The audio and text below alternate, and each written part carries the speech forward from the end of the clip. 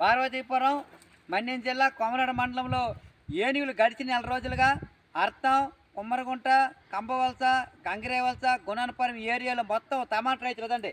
మొత్తం ఈ టమాటా రాత్రి వేళ పగలు గతంలో రాత్రిని ఎక్కడ ఉండి పగలల్లా బయట నుండి రాత్రిని వచ్చాయి. ఇప్పుడు అలా కాదు, పగల రాత్రి కూడా ఈ తోటలో ఉండిపోయిందండి. చేతికి వచ్చిన తోట అండి. పాపం ఈయన ఇబ్బంది గద్దె రమేష్ గారండి. ఈయన మొత్తం 4 ఎకరాలు వచ్చారు. మొత్తం ఎకరా నాశనం చేసింది. మరి ఏం పంట మొత్తం పోనాయి. చేతికి వచ్చిన పంట నిజండి మొత్తం పళ్ళు కూడా ఇవ్వండి.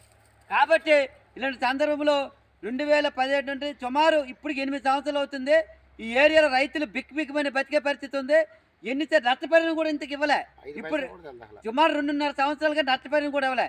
మీ మంది ఏంటంటే ఏనుగు వెనకత్ర అధికారులు తిరగడం కాదు, ఈ రైతుల యొక్క శ్రమను గుర్తించాలి. ఈ పనిని నష్టపోయిన పంటకి ఇవ్వాలని చెప్పి గుర్తిస్తున్నాం. గత వైఎస్ఆర్ ప్రభుత్వంలో ఇదిగో మీ ఒక్క ఏనుగులో ఇక్కడ మాజీ డిప్యూటీ సీఎం గారు ఉన్నారు. ఒక్క మాట కూడా